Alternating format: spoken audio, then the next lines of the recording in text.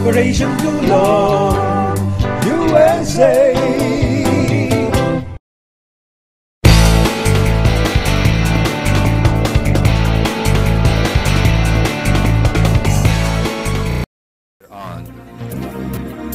Maraming salamat mga ka-Pilipino at mga ka-OFW. Minsan pa ay naglilingkod ang ating himpilang utusan.tv, bahagi ng paglilingkod ng pambayan. At sa pagkakataong ito, inais kong ibalita sa inyo na nadagdagan ng isang bansa ang mga nanonood sa ating website na nagpo-broadcast sa loob ng inyong Facebook. 64 countries ang ngayon ay nailista ng ating software na bansang manunod, nagbukas sa kanilang online at sumusubaybay sa ating website na www.utusa.tv, ang kauna-unahang internet television station sa buong mundo. Uulitin ko, the first in the world internet television station broadcasting inside your Facebook. Mga ka-Pilipino, kayo ay aking paabutan ng aking personal na dalangin na sana kayo ay inaabot ng ating himpilang ito na nasa mabuting kalagayan. Yung mga may sakit, ang aking personal na dalangin, damhin ninyo na sana iigin na kayo sa inyong mga karamdaman upang manumbalik ang dati po ninyong kalusugan. Sa pagkakataong ito, mula dito sa ating himpilan sa Los Angeles, California, United States of America, nais kong ilarawan sa inyong aming studio. No?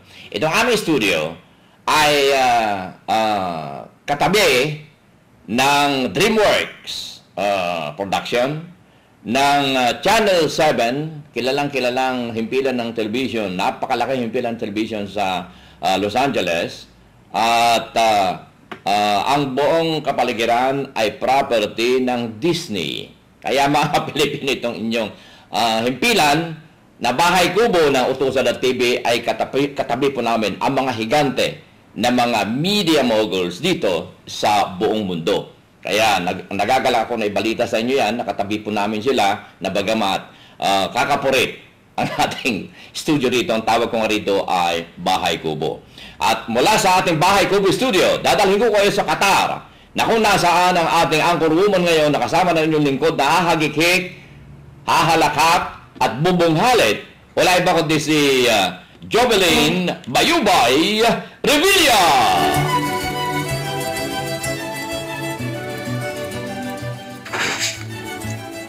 Come in. Hello, sir? Come in. Okay po, magandang araw, tanghali o gabi sa inyong mga kapwa ko Pilipino OFW.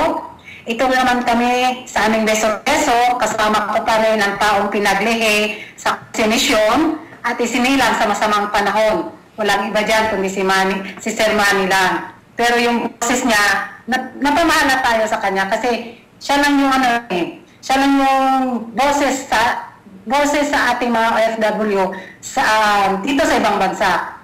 Kaya huwag kayong titingin sa screen dahil may in-love kayo sa kanya at sasabihin niya sa inyong peki na siya. Di ba, kuya? Pero ito ba, dahil ako ngayong kasama ni Sir Manny dito sa programang to, sa Beso-Beso, katulad po ako ni Sir, pinaglihi ako sa Barbie dati at putakte. Kaso nung lumabas ako, naging kamukha ko si Chucky. Buti na lang, salamat sa mga tinapon na pampaganda ng amo ko, kaya ngayon kamukha ko na si Jinky. Huwag na kami po kontra. Kami, shoto namin ni Sir Manny. Pwede nating palitan ng ating copy paste ko yan, sir, galing sa inyo. Pwede natin palitan ang ating title ng show na si Manny and Jinky. Pwede din po. Iba lang, Kalpito na sa Caribilla. Artista, hindi niyo mapilido, ha? Oo nga. At malapit na ang laban ni Manny Pacquiao.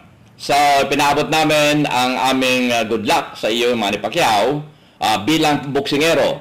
Pero inuulit ko, hindi ko binibigay ang aking good luck bilang senador. Tandaan mo yan. Good luck sa iyong pagiging boksingero, not for being a senator. Sapagkat, ulitin ko na naman, kasi simula pa lang natin, komentaryo ka agad eh. Kasi mamaya halakakan tayo lagi, ano? Pabayaan mo muna ako. Pabayaan mo muna ako, Jinky. Pabayaan mo muna ako, Jubilin. Ano? Sapagkat, yan ang akin na-explain sa inyo mga kapilipino, yun ang pagsasamantala. Kung ikaw ay popular sa Pilipinas, hindi yun ang daan para maging kandidato ka na, para maging politiko, mga kapilipino. Ano na mangyayari sa ating bansa na kapag ka ang isang tao popular, kakandidato ng politiko, pupunta na sa politika. Mga kapilipino, kaya ang ating bansang Pilipinas, hindi ko sinasabi na walang sinasabi si Manny Pacquiao as a congressman pala, as a congressman, hindi senador. Terribly sorry. As a congressman, hindi ko tinatawaran ng kanyang kakayahan. Pero, ginagawa ko na halimbawa, mga kapilipino, ang pagsasamantala ng mga popular. Hindi ko sinasabing nagsamantala si Manny Pacquiao. Ulitin ko, hindi ko sinasabi na nagsamantala si Manny Pacquiao. Pero, ito ang aking pinapaliwanag. Kung ikaw baga ay popular, ay kakandidato ka na at magiging politiko ka na, mga kapilipino, that's baloney for me. Dahil ang ating bansang Pilipinas, kailangan niya ang mambabatas. Ang mambabatas na pag-upo ay alam na niya ang batas at hindi mag-aaral pagkatapos na ma-elect o maiboto. Ano nga mangyayari niyan, mga kapilipino? Saka ka mag-aaral kapag naging naiboto ka na at nanalong politiko? Mga kapilipino, yan ang aking pinapaliwanag at ako ay nasasaktan bilang isang Pilipino sapagkat ang ating bansang Pilipinas, kaya hayan, number 9 mula sa number 2 sapagkat totally no vision at all ang ating mga politicians. Dahil kung mayroon, napanatili man lamang silang number 2 ang ating bansang Pilipinas, number 1 noon ang Japan, number 2 tayo. Pero ngayon, ano tayo? Number 9. So, if they ever have the vision for our country, napanatili naman lamang sana nila number 2 ang ating bansang Pilipinas. Kaya, huwag kayong magsamantala ng mga popular. Katulad ko, okay, pagpalagay natin ako'y popular sa mga OFW. Napaka-popular ko. Sasamantalahin ko ba yan para ako ay kakandidato para maging senador o presidente ng Pilipinas? Anong gagawin ko sa Senado? Anong gagawin ko sa Kongreso? Hindi naman ako marunong sa batas. Mga kapilipino, yan ang aking ipinapaliwanag na pagsasamantala. Huwag tayong magsamantala kung kayo ay popular. Huwag kayong magtungo bilang isang politiko kung kayo popular na. Mga kapilipino, katulad ng mga anak ng mga senador, anak ng mga presidente, anak ng mayor, mga kapilipino, ang sabi nila, destiny raw para sila ay maging politiko. Mga kapilipino, that's baloney for me. Kaya, okay. Asya nga pala, mamaya, ay interviewin ko ang kagalang-galang na senador ng bansang Pilipinas, si Senator Bongbong Marcos. Maraming ka-comment sa akin dito. Bakit pinili mo na interviewin sa lahat ng mga politiko si Senator Bongbong Marcos? Mga Pilipino, itong aking paliliwanag sa inyo. Ako'y nanilbihan sa kanyang ama sa loob ng 8 taon. Naging announcer ako ng Malacanang simula 1969 hanggang 1977. At nakita ko kung paano humawak ng bansa ang dating Pangulong Ferdinand E. Marcos. Mga kapilipino, ulitin ko, 8 taon akong announcer ng Malacanang. In and out ako, mga kapilipino, sa loob ng Malacanang kumuha ng balita at magbalita. At kung nung martial law, kung naririnig ninyo mga kapilipino, ang Tagalog announcer na nag-i-introduce sa dating Pangulong Ferdinand E. Marcos, ang tinig ng inyong lingkod. Ang nag-i-introduce sa Tagalog. At ang English ay wala iba kundi si Vero Perfecto, yun ang aking counterpart sa special event sa Malacanang. At yung mga boses na naririnig nyo pagkatapos na magtalumpati ang dating Pangulo ng Republika ng Pilipinas, Ferdinand E. Marcos, sa English, yan ang boses ni Vero Perfecto, ng nasirang Vero Perfecto, at sa Tagalog ang inyo pong lingkod. At bakit ninyo tinatanong sa akin? Sapagkat may paggalang ako, mga kapilipino. Hindi dahil sa siya ay si Bongbong Marcos, hindi dahil sa siya ay senador, hindi dahil sa siya ay anak ng dating Pangulong Marcos, kundi dahil sa siya ay pinili ko, mga kapilipino, na mag-explain sa atin hinggil sa mga OFW sapagkat alam ko ang kanyang background dahil nanilbihan ako sa kanyang ama sa loob ng 8 taon. Mga Kapilipino, kaysa ibang mga politiko riyan, wala naman ako alam kung saan sila nanggaling na lupalop ng daigdig. Bakit? Kaya mga Kapilipino na ang kasagutan kung bakit ko pinili na interviewin dito sa ating himpilan si Senator Bongbong Marcos. Dahil malaki ang aking paggalang sa kanyang ama. Malaki rin ang aking paggalang sa kanya na pinalaki ng kanyang ama bilang Bongbong Marcos. Ulitin ko, 8 taon ako nanilbihan sa Malacanang bilang announcer ng dating Pangulong Ferdinand E. Marcos. At nakita po ninyo, yumaman ba ako? Hanggang ngayon, katulad ninyo, ako mga Kapilipino, naninirahan ako isang maliit na apartment dito sa Amerika. Sapagkat, mga Kapilipino, pwede kong ipagmalaki ang aking dangal sapagkat yan lamang ang pwede kong ipamana sa mga susunod pang saling lahi na media broadcaster ng ating bansang Pilipinas. Sapagkat ang ating mga broadcaster ngayon sa Pilipinas, hindi ko nila lahat. Pero mga Kapilipino, ewan ko, kayo na humusga. At ngayon, ay baka maiyak pa ako nito eh. Halakakan ito eh. Okay, tungo na tayo sa aking angkor-human na pag dadaldaling ko ngayon, iiwanan ko siya. Pwede na ba kita iwanan? Ako, sir? Yeah. Ano lang muna sandali. May tanong dito bago tayo, kasi related ko sa ano natin ngayon sa kwentuhan natin. Sagutin natin muna to. Dalawa lang to, sir. Kinuha ko lang 2. So, from Ami Ampalaya. Sira, Ampalaya yung apelido. Ganda na apelido niya. Pero, yung tanong niya po dito, natutulog ka pa ba? O pati ba sa pagtulog mo, si Facebook ang nakikita mo? From Ami Ampalaya and Mati Gagar, ito po yung tanong nila. So, ikaw tatanungin ko, sir, natutulog ka pa ba? 26 hours nga ako nasa Facebook paano ako matutulog? Sobra pa ng 2 oras. Kaya nakita ninyo, mapapatunayan yan dahil ako'y sumasagot 24 hours. Nag-post ako ng paggawa ng egg shampoo. Marami nagtanong. Madaling araw yon, mga Kapilipino, sinasagot ko. Ako ay nagsasagot ng mga 2:00 na madaling araw. Ako ay nagpo-post ng 1:00 na madaling araw. Paano ako matutulog? Samantalang sa araw, narito ako nagbo-broadcast. Kaya wala akong tulog. Wala kang tulog, sir. Ako, sir, ito yung sagot ko sa kanya rin Siya si Ampalaya na matamis, hindi mapait Kasi sweet talaga itong babaeng ito, yung malambing sa akin Okay. Pero yung tanong niya sa akin, kung natutulog din ba ako, ang sagot ko dito is, tulog ako pero manok style.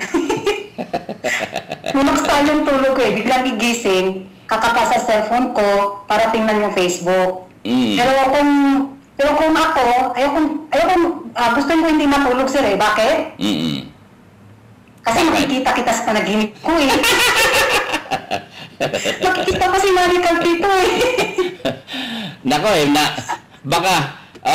baka manonood si Mr. Revilla, hindi siya makatulog. Baka makagat niya yung kanyang labi sa pagkain niya ngayon ng tanghalian at pagmimerienda. Kaya paulit-ulit mo lang sabihin yon para sa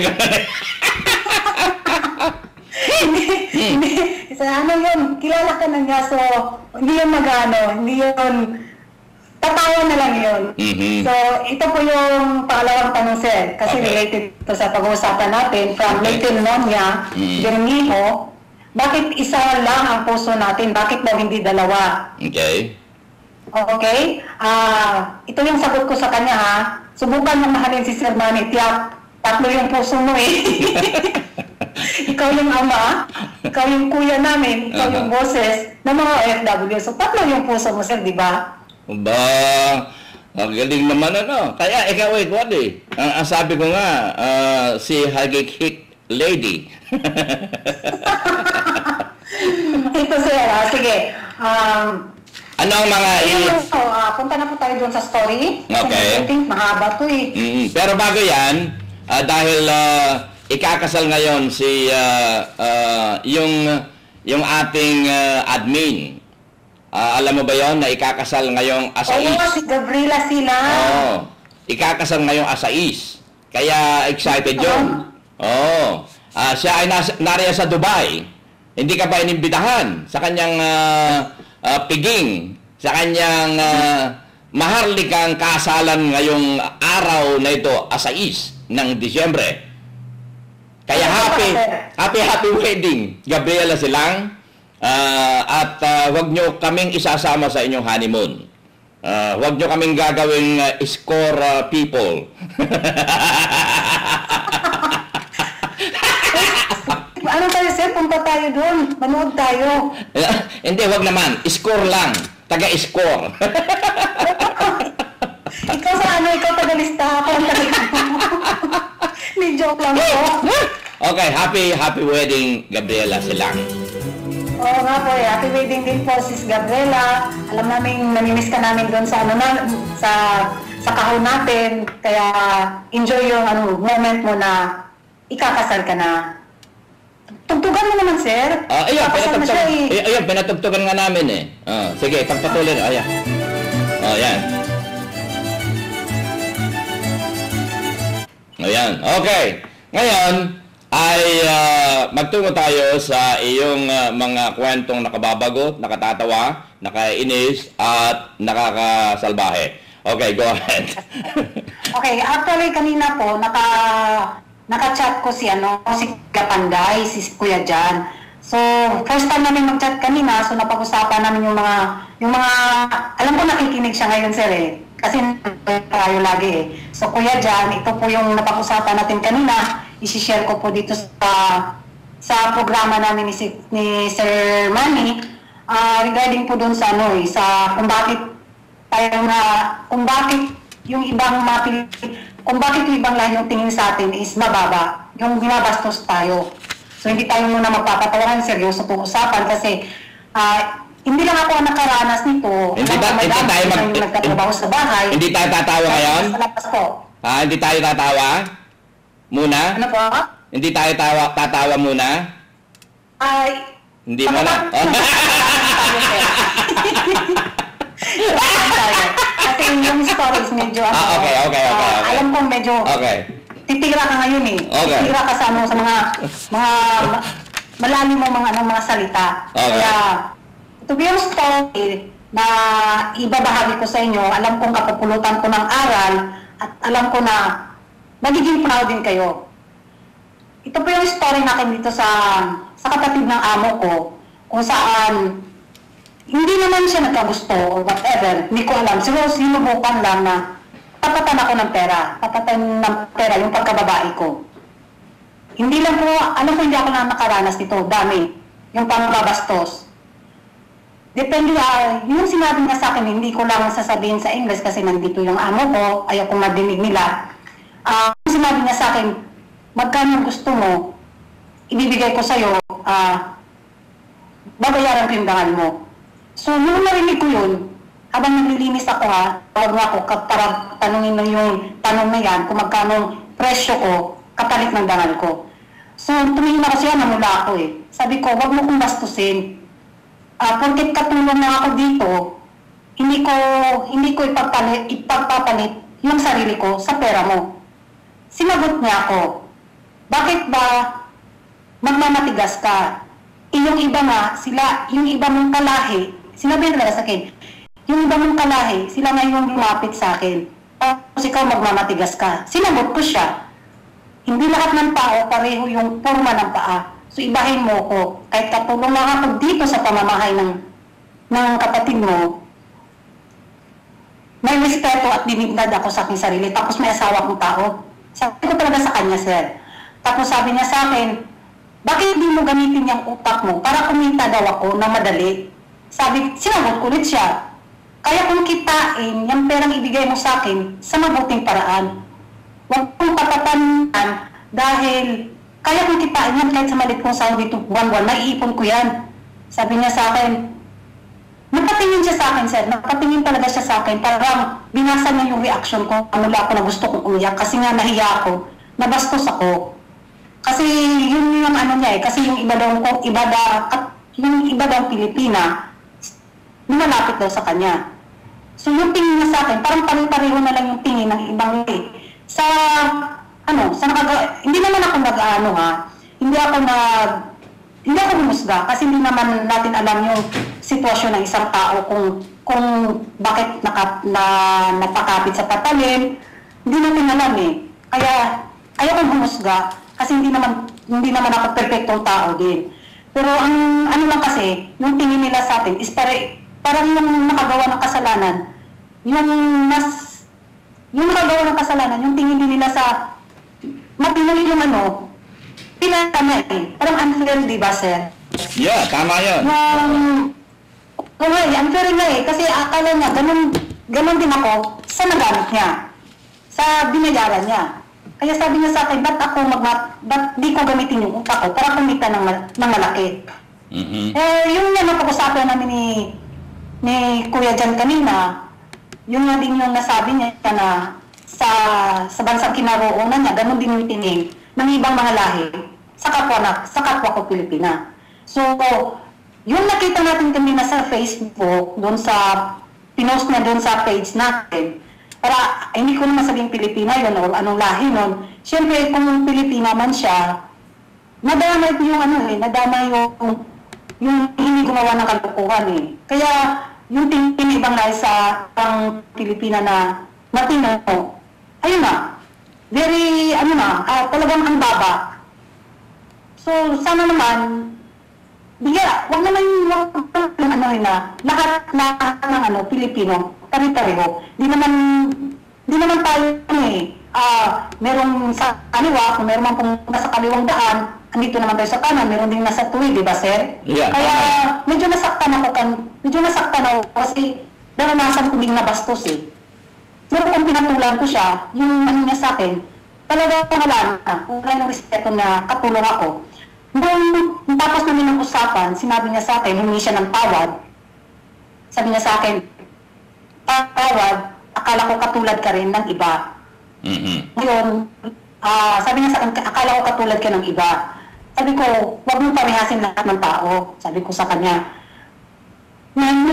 Tapos sabi niya sa akin, ngayon ako naniniwala na mabuting katulong yung nakuha ng kapatid ko.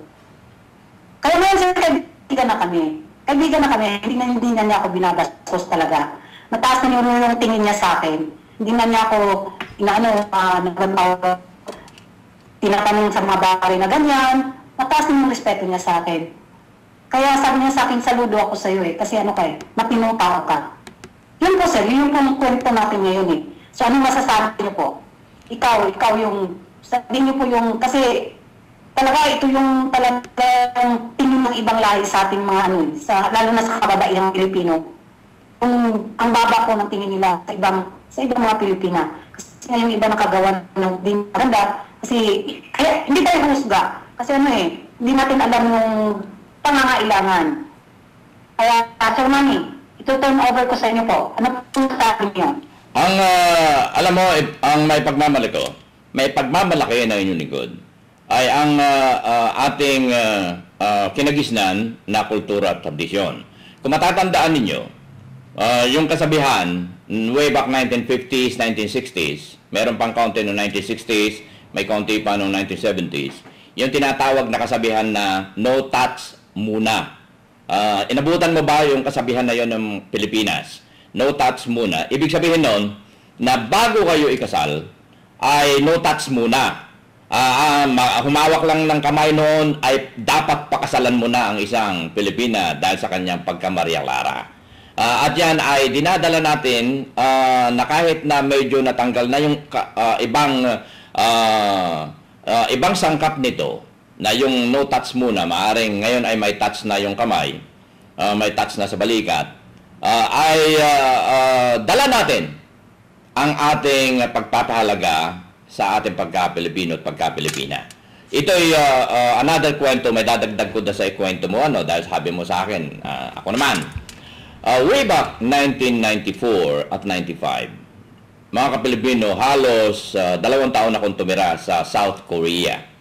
Dahil sa aking mga project noon na malakihan hinggil sa mga proyektong dapat na sikasuhin ko, kaya matagal akong tumira sa South Korea. At doon sa South Korea, ay inire-represent ko, nakaka-meeting ko ang mga malalaking tao. At doon ko nalaman na ang mga malalaking negosyante doon, ang pinaka-umbrella ng kanilang negosyo ay ang kanilang yung construction company. Mas mataas pa yung construction company kaysa sa yung mga airlines company nila. So, nagre-represent ako sa mga meeting. Alam ba ninyo mga ka-Pilipino na kapag kami ay, pagkatapos na meeting ng mga VIP meeting sa mga malalaking kumpanya, naging speaker pa ako sa Kia, naging speaker ako sa Asiana Airlines, mga ka-Pilipino, way back 1994, 1995. Ang ibig sabihin ko nito ay, kapag katapos naming mag-meeting, ng VIP meeting, kakain kami sa restaurant. That was 1994, 1995. Alam ba ninyo kung lalapitan ako at hihingan ako ng order noon mga ka-Pilipino? Sapagkat ang kanilang pagtingin sa mga Pilipino noon ay napakababa. Hindi nila ako lapitan para hingan ng order ko. Sa halip nag-o-order yung mga kasosyo kong mga businessman na Koreans. Pero ako ay hindi nasaktan. Ang sabi nga sa akin ng mga partners kong Koreans, kasi dito, that was 1994 kasi dito, ang mga Pilipina nagpupunta rito ay mga katulong lang. See? Hindi ako nasaktan noon mga ka-Pilipino sapagkat alam ko ang ating bansang Pilipinas, kahit nakatulong, kahit na houseboy, ay may pinag-aralan. Kaya hindi ako nasaktan. Sa dahilan, nung ako'y maaksidente, nahulog ako sa sa hotel, sa Busan, isang syudad ng Korea, South Korea. Nahulog ako sa hotel. Nabali ang aking 9th and the 10th rib. That was 1994. Na-hospital ako ng 2 weeks. Alam ba ninyo, sa loob ng hospital, kaya ako ay hindi nasaktan doon sa kanila pinakikita sa akin dahil hindi sila marunong mag-English. Ang sabi ko, dahil meron akong ulcer, stomach ulcer. Ang sabi ko sa doktor noon at sa nurse, sabi ko, I have a stomach ulcer. I cannot eat anything that is spicy. Tatawa na, hehehehe. Pagdating ng aking pagkain doon sa hospital, kay anghang. So, 2 linggo mga ka-Pilipino, nandun ako sa hospital de Baquilos. Ang pagkain ko puro maanghang na meron naman akong ulcer sa sikmura. Kaya hindi ako nasaktan sa dahilan. Ako, alam ko na ang mga Pilipino ay hindi dapat mababang kanilang pagtingin. Pinakita ko sa kanila na we are a decent people, that we are an educated people, we are literate. Kaya ako hindi nasaktan. So, mga ka-Pilipino, yan.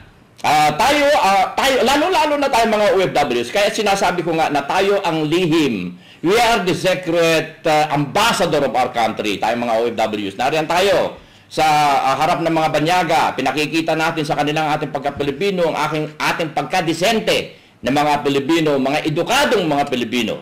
Sapagkat tayo mga OFWs, nag-aral tayo kahit na high school graduate man lamang yung mga iba.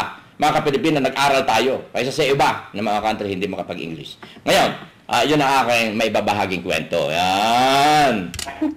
Kaya, baka akala ninyo, wala akong karanasan sa South Korea. 2 taon ako roon. Mga ka-Pilipino, ang tirahan ko nga lang, medyo class ng konti. Nakatira ako sa hotel sa loob ng 2 taon. Baka akala ninyo.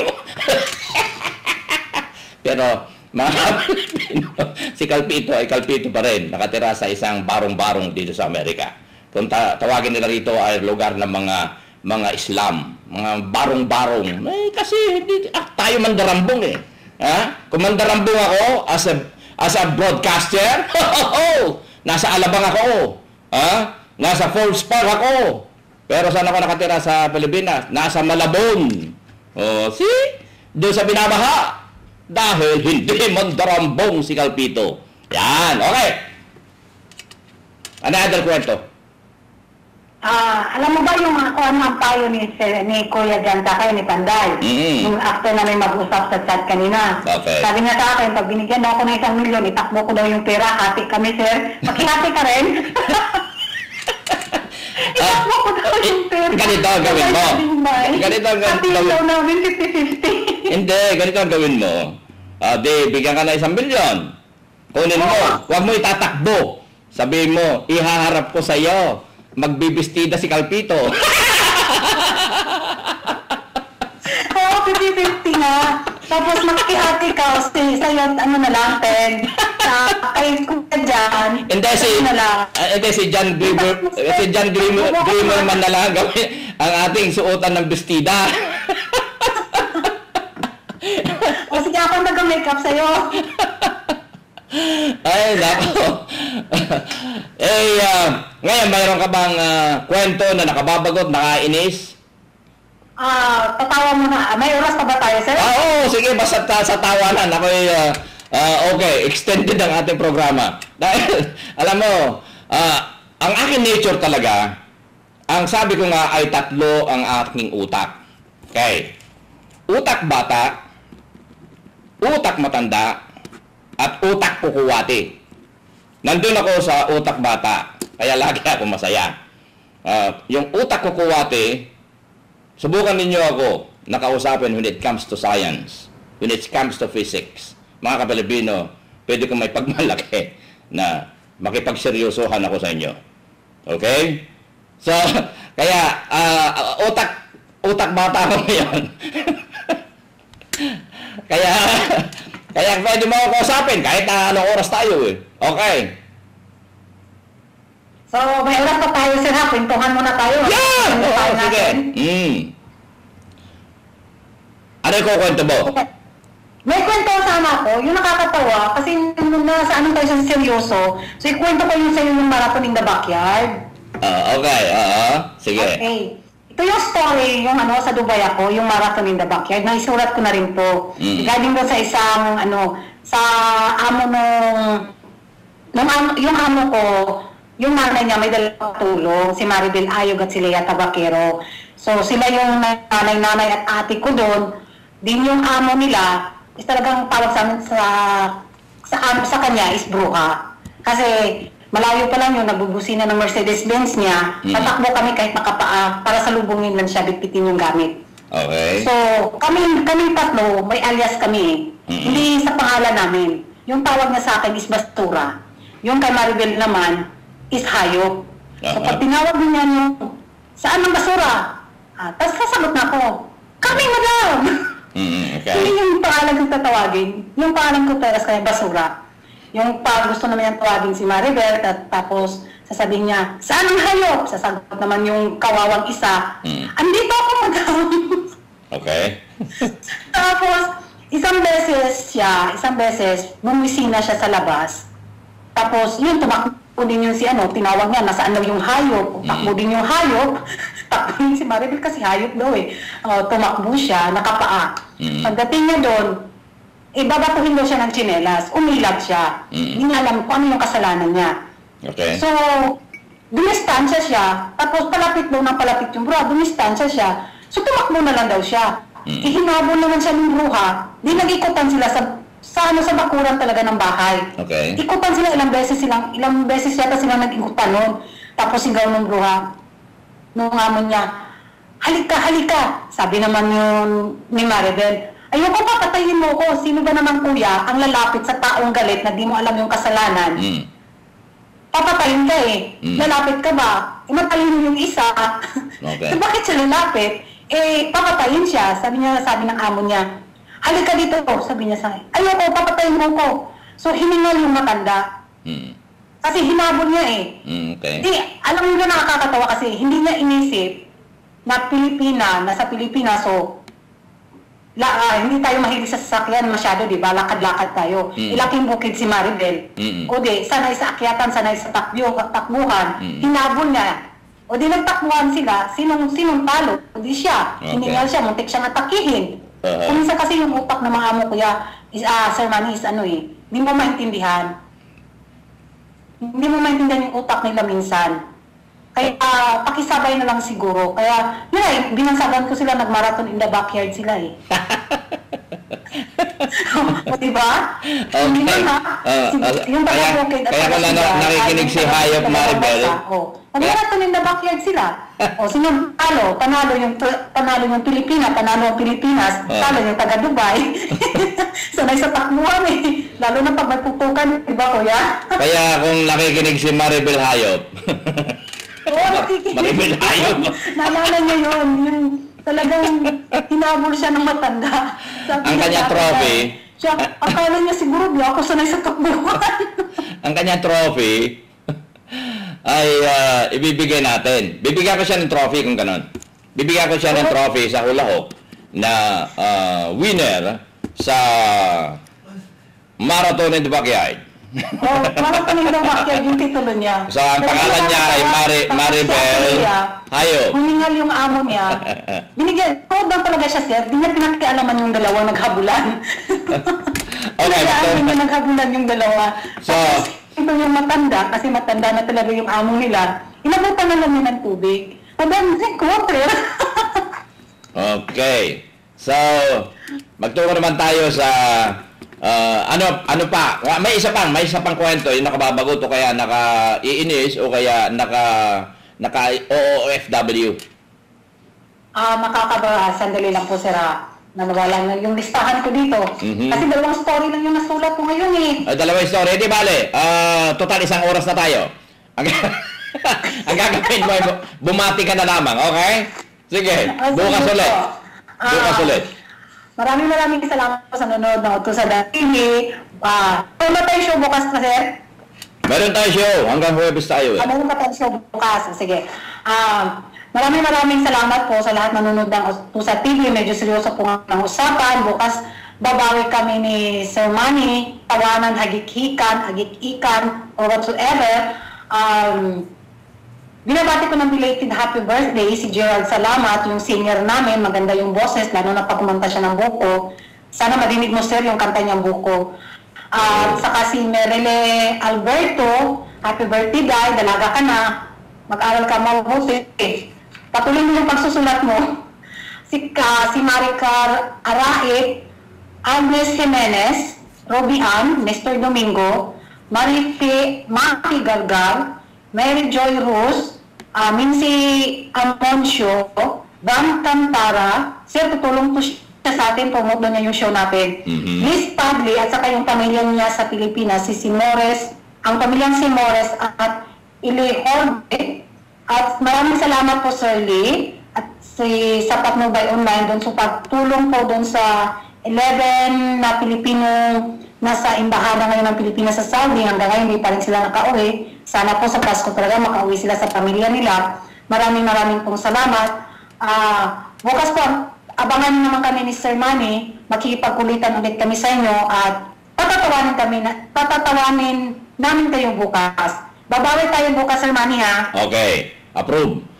At nais kong yayain kayo bukas.